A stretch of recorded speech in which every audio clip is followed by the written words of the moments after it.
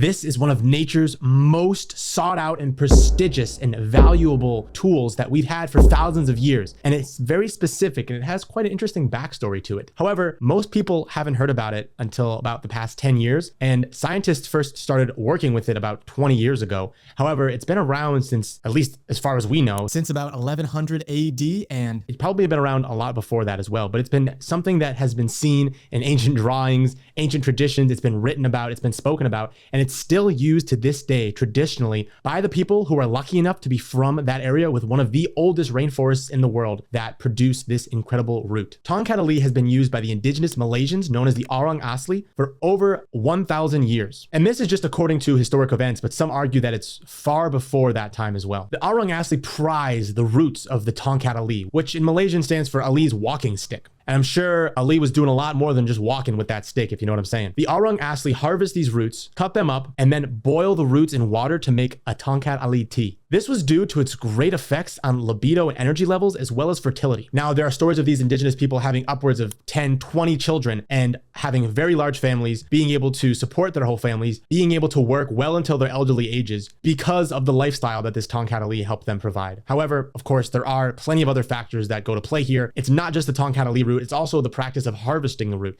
It's the practice of being connected to nature. It's the practice of having a large family and having a lot of purpose to live with. But they also use this root in traditional medicine. And men and women use this root. It was used as an antibiotic. It was used as an anti-malarial. It was also used as an anti-diabetic. So a lot of the benefits of this incredible root were known for a long time traditionally. But let's get into the story of these incredible people and how they've been so resilient and strong for so many thousands of years, surviving wars, surviving all these different conflicts, and being able to still live traditionally to this day. All the way to them having special trades with Westerners for this prized root that they have very special access to. And not only do they have special access to, but they also know where to find it and know which roots are the most mature. You can't replicate this on a farm. This is wild in nature. There's a huge difference here with growing these roots and then consuming these roots traditionally, just like the Orang Asli have been doing for thousands of years. And this is what the studies done in traditional Chinese medicine, as well as modern medicine from schools such as MIT, have found with this incredible adaptogen. See, it comes down to this prestigious rainforest that happens to be one of the oldest rainforests in the entire world. And that's right. I'm saying that this is older than the Amazon and it's older than the Congo. It's older than almost every rainforest on the entire earth. And because of that, it has some incredible possessions. But not only this, we also have to thank the Malaysian government, especially the indigenous people, the Orang Asli, for being able to maintain this incredible rainforest at such prime conditions for so long. Because if we take care of nature, nature takes care of us. And in this case, nature definitely provided. And at over 130 million years old, the Taman Negara rainforest is a gem that has incredible benefits for not only our environment, our ecosystem, but also for our health and well-being. Because it's not just about the actual plant. You need the proper rainfall. You need the proper nutrients in the soil. All of these nutrients make up the incredible benefits, the incredible peptides that you find in these adaptogens such as Tongkat Ali. And where you get your adaptogens from makes a huge difference because one is not the same as the other. One that is in a different environment, that is made on a farm that just uses nitrogen, potassium, and phosphorus, and is not given the same amount of rainfall, is not giving the same amount of nutrients, is going to have a whole different chemical compound and makeup than Tongkat Ali that you would find in this rainforest. However, both of them are allowed to be called Tongkat Ali, but one is almost completely different than the other. And a lot of this has to do with the Chinese market coming in and taking advantage of this incredible trend of Tongkat Ali that has swept the States and a lot of countries by storm. Tongkat Ali. Tongkat Ali. Tongkat Ali. Back to Tongkat Ali. The first Westerner who had an idea of Tongkat Ali was back in 1820. However, as we know, the Orang Asli have been consuming this for over 1,000 years. So it wasn't any news to them that this was some powerful, incredible stuff. But Malaysia in particular here is incredibly special. This incredible area is the only place where this incredible Tongkat Ali, which has been clinically shown to have the 4.3 kilodalton peptide,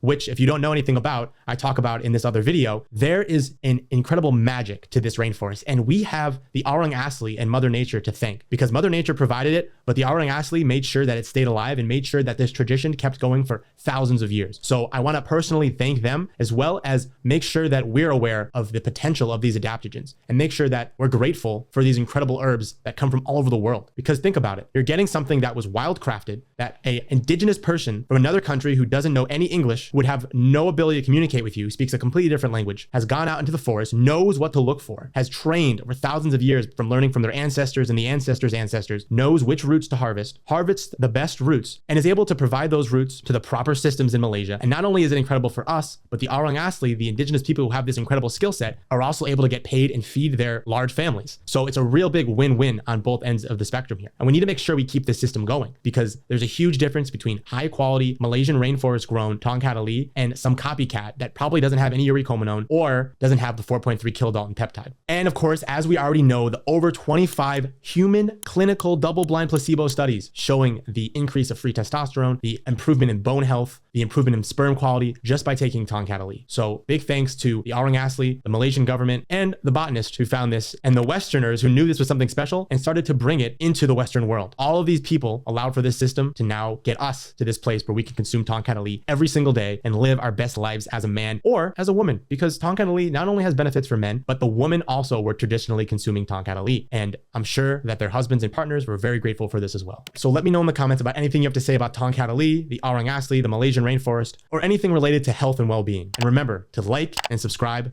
for your health.